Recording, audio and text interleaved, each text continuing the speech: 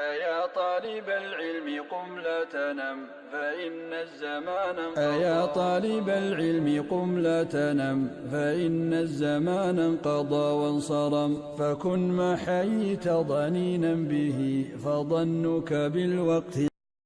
السلام عليكم ورحمة الله وبركاته. kusoo dhawo cashirkeenii lixaad ee kooraskeenii PHP for beginners. casharkan waxaan kaga hadli doonaa variableku maxay yihiin. variableku waxa weeyaan sida container oo kale. containerkii ama containerka waxa lagu ritaa wax waana lagu kaydsadaa. containerkii markaas wixii aad ku kaydsatay unbad kala soo baxaysaa. variableskuna waa saas waa waxba lagu kaydsadaa wixii aad ku kaydsato unbad kala soo baxay. hadaba intaanan u gelin qoritaanka variableska in PHP waxaan eegaynaa rules for variables. ruleska la isticmaalo ee ay muhiim tahay inaad variableska isticmaashid. hadaba PHP geenan variableska waxaa lagu bilaabaa $sign baa lagu bilaabaa sida $sign iyo variableka magaciisa waxaad doonaysid baa variableka uga bixinaysa x y magacaaga waxaad doonaysid. way contains dashes uu ka koobnaan karaa dash oo imka my name $sign markasta oo lagu bilaabaya laakiin my name marka labadii word waa dash oo dhaxaysiin karta. underscore calaamadan underscore ka hoosna way u dhaxaysiin kartaa imka $sign my name marka dashna wuu yeelan karaa $sign wuu yeelan karaa. ta ku sii xigta waxa weeyaan letters a b iyo a b way ka koobnaan karaan variablesku letterska iyagoo yaryar iyagoo waaweyn. marka variablesku waa case sensitive waan eegi doonaa ama waan sharxi doonaa waxay tahay case sensitive. case sensitive waxa weeyaan ka weyn iyo ka yar isku mid maaha. marka letterska way ka koobnaan karaan iyagoo yaryar iyo iyagoo waaweyn. markasta $sign waa in lagu bilaabaa. numbers way ka koobnaan karaan sida $sign my name 1 2 4 3 waxaad doonaysid laakiin kuma bilaabmi karaan numbers. $sign 1 ma odhan kartid laakiin $sign magac iyo number waa israacin kartaa. waayi rulkeena lixaad wuxuu sheegayaa case sensitive inay yihiin variablesku. imka eedaasi lama mid aha is not same as a capital. a small kaasi kama lama mid aha ka a capital.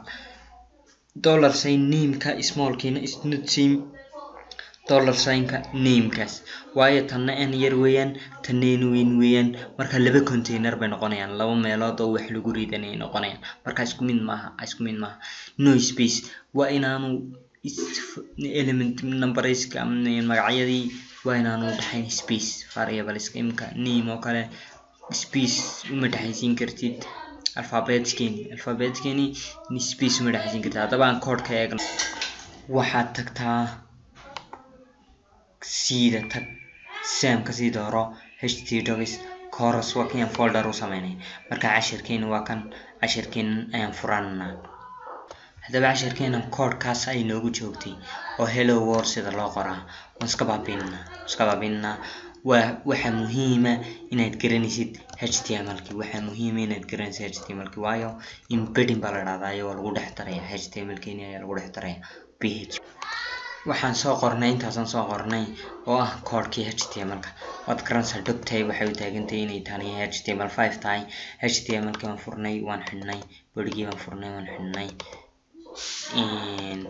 headkii baan furaynaa waan xidhaynaa headkii baan furnay waanaan xidhnay headkii. way headkaasna wuxuu noo qabanayay inay bahalkii wuxuu noo qabanayay sidii external sheetkii inuu linkiyadii halkan noogula soo dhigo. way hadaba bodhigeenan PHP baan dhex dhignaa. koodkii PHP sida syntaxka loo qori jiray ka yar calaamad su'aal PHP kay calaamad su'aal ka weyn intaas oo ah koodkeeni PHP. hadaba waxaan dhex dhiganaa variables. imka haddaan casharkii shalay idhaahno echo hello world haddaan dhex gelino aan save garayno aan samkeen double click control start taabo tanna start taabo waxaan odhanaa localhost matri backwards and forward slash oransa chorus enter balance enter ayaad oranaysaa unoo soo baxaya. markuu sidaa noogu soo baxay waxaan ka daawanaa folderkeeni lesson php. markaan sidaa ugu doorano waxaa noo soo baxday waa arkaysaa hello world ayaa noo soo baxday. marka waxaan soo baranay sidii html-ka loo dhexgelinayay php-ga. marka kor intaa yar uma dhexgelinaysa. haddaba waa maxay variablesku wuxuu ahaa $sign c waxaa doon sidoo loo baxaysa egas badhe waxay noo leegtay hello bas ka dheh atrada hello bas ka dheh soo xidh no save kare ma aragtaa waxaad tiraada halkan refresh kare midka refresh kare waxa ma noo soo baxaya. marka variable-ka waa in lagu dhawaaqaa marka waxaan echo $sign x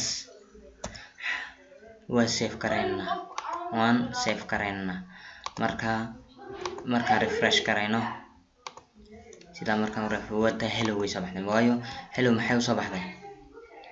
hello waxay u soo baxday halkan x waxaan niri variable-ka x noo hay hello baan niri hello noo hay marka noo soo echo waa noo soo waa jawaab celin waa noo soo saar variable x. marka variable x muxuu noo hay hello daas soo baxaysa. waxaad ka maarmaysaa echo hello ayaad ka maarmaysaa. imka kun jeer baa isticmaalaysaa waxaanaysaa echo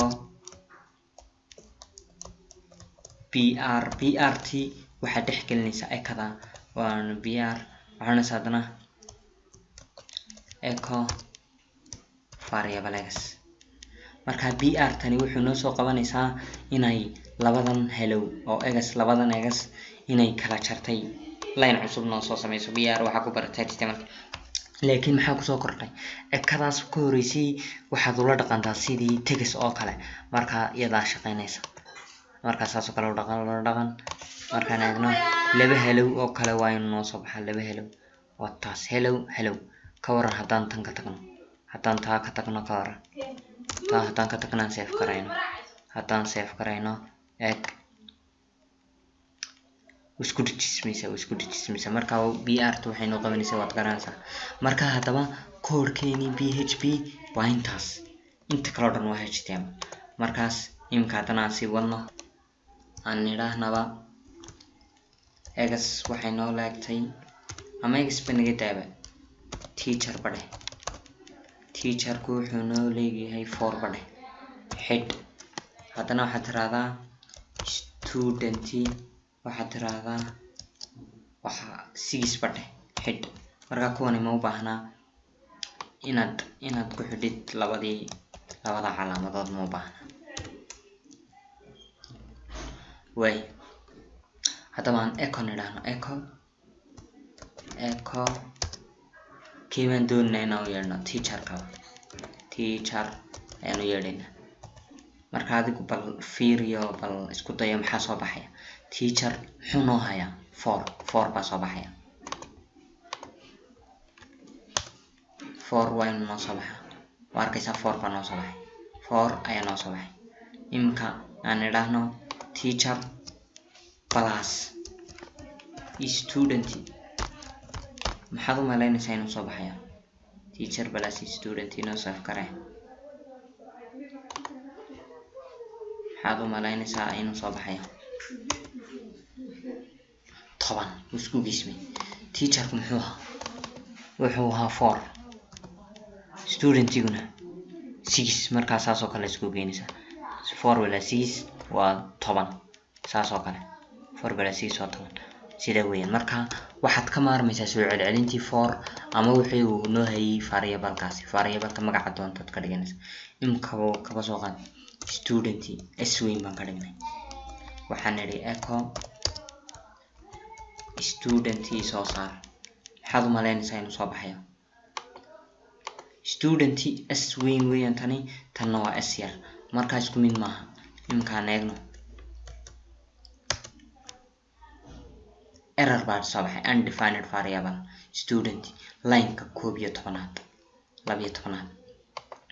line-ka 12 waa 1 2 3 4 5 6 7 8 9 10 11 12 labada space-na ku dar marka 12 waa kan student-gaas marka student-gan waa 12 marka ma define garaysna lagu leeyahay ma la garanayo marka weynee marka waa key sensitive oo isku mid maaha student-gaas estayr yeesta weyne imka waxaan soo baxay caadi u shaqeynaya code-keena caadi waa inuu u shaqeeyaa code-keena وكاسي صباح مركا فاريبلسكو وكيس سنسيتيف انت سو نوغو جوغيا والسلام عليكم ورحمة الله وبركاته